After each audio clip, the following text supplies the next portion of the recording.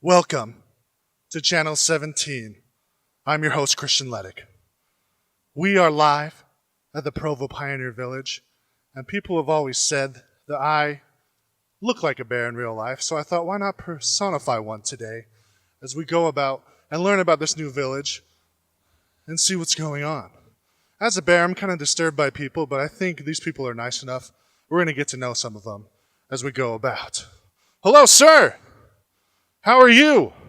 I'm good. Don't be alarmed at my stature. I'm a nice bear, I promise, sir. Oh, that's good. What is your name? I'm Steve Nelson. Steve Nelson. It is a pleasure. Now, could you please inform me what's going on? This area used to be rural, and now there's so many things happening. Well, you know, when the pioneers came in 1849, in 1847, we oftentimes talk about the trek. Yes. We talk about the wagons and the hand carts. But when they got in here, life was hard. It was real hard. First of all, it's a hostile environment. Second of all, most of the people had no frontier experience.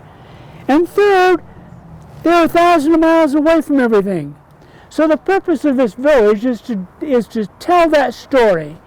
And this village is unique in the sense that it's not made to look old, it is old. Yes, very old. The cabins you see here are historically correct. They were built in 1853. Let's go look at them. Let's see what's going on with these old cabins. By the same token, we have some incredible people that run this village. Let's get to know them. And these are, you see, the village is run entirely with volunteers. And this is one of the volunteers? And I'm a volunteer. And what is your name, sir? Lorenzo Pope. Lorenzo, how long have you been volunteering? About 4 years. 4 years. And we have a couple of other volunteers here too. Linda Trotter here is our seamstress. Seamstress? She's the one that made my shirt and his shirt and the other kind of clothes that we have in the village. She's outstanding. Do you guys do tailor work for bears?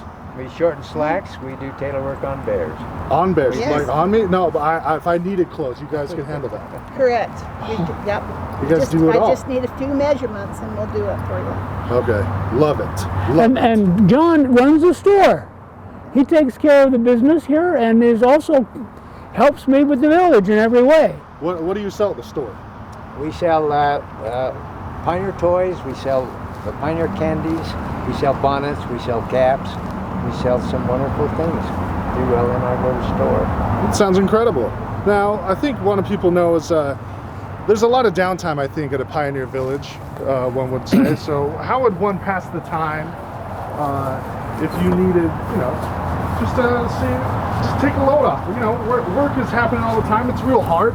No one's ever been like, Pioneer life is easy. Elaine Brewster is another volunteer. She plays the Dulcimer. The Dulcimer. And she entertains us when the visitors love it. But we love it too. The Dulcimer is an historic instrument that came over with original pioneers.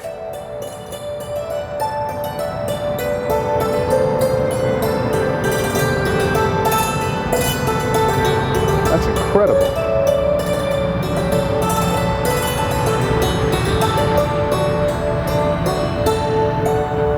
And did you write that yourself?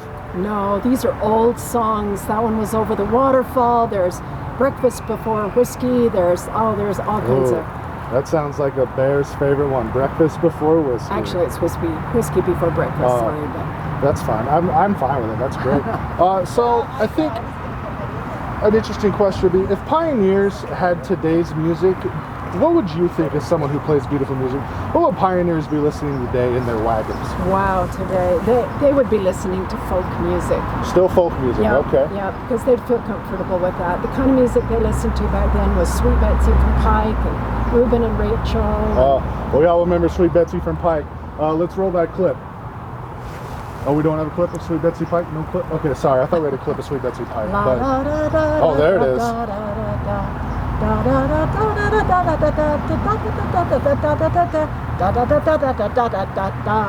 Sweet Betsy Pike, everybody. That's fantastic. A lot of good music going on at the Pioneer Village. Come and see our village. Oh, wow. There's a lot going on over here.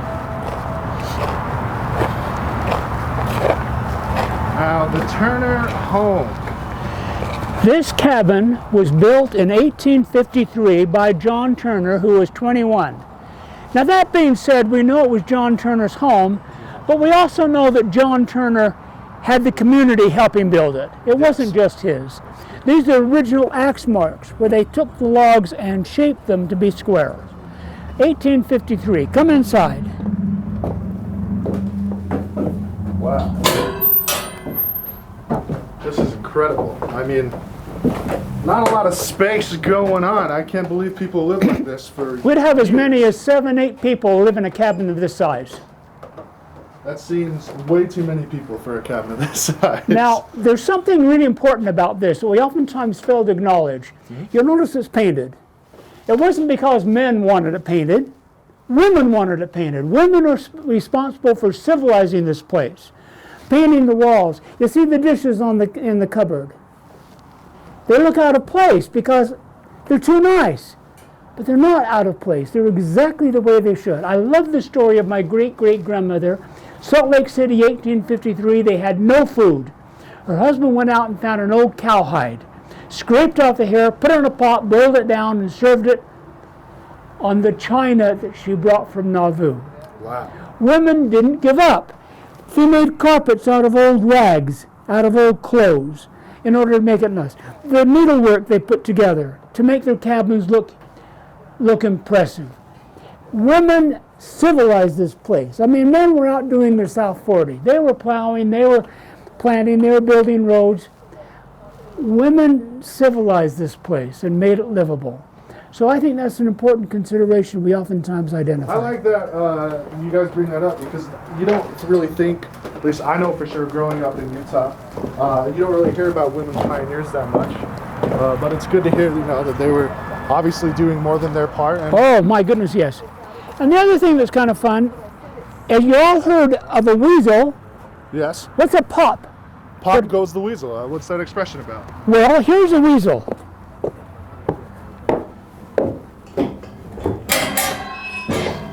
This is the weasel they're talking about.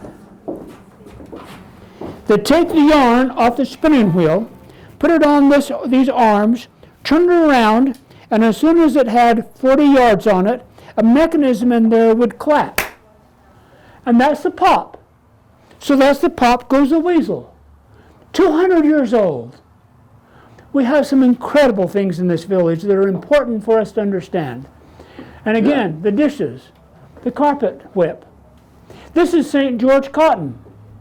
Notice the design on the cotton.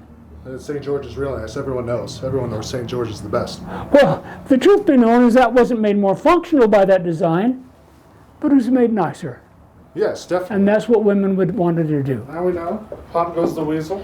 Now, most of the time, when we think about early pioneers, we think of log cabins. Log cabins, yes. But Provo was primarily adobe. 60% of the homes in early Provo were adobe. But because adobe is simply dried mud in the sun, it's very fragile. So it disappears as soon as it gets wet. Yes. We have an adobe cabin here in the village built in 1853. We brought it in about 4 years ago. It was over by the Franklin School. It was covered with stucco. We took it apart and brought it in brick by brick and reassembled it here.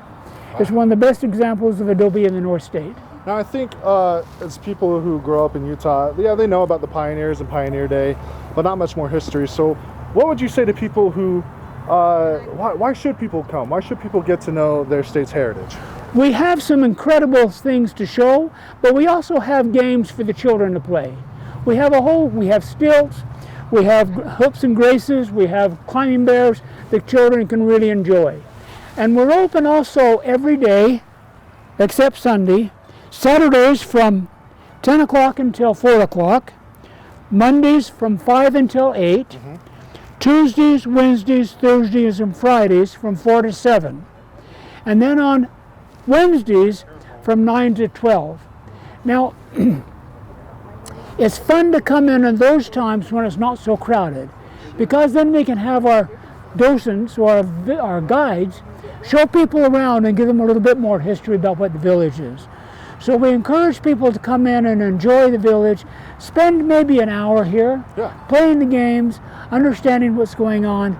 There's so many things here to see, it's really remarkable. Steve, it has been an honor, and it's good to know you guys are friendly to bears like myself. Again, I'm Christian Ledick with Provo Channel 17. This has been Provo 10. And if you don't mind, since you guys are friendly, I'm going to go ahead and take a bear nap right here. Just going to get comfortable with it. Again, tune in next Thursday, 11 a.m. We'll be somewhere else highlighting Provo, other things, and maybe some food. You know, bears need food when they nap. And we'll have all sorts of things going on.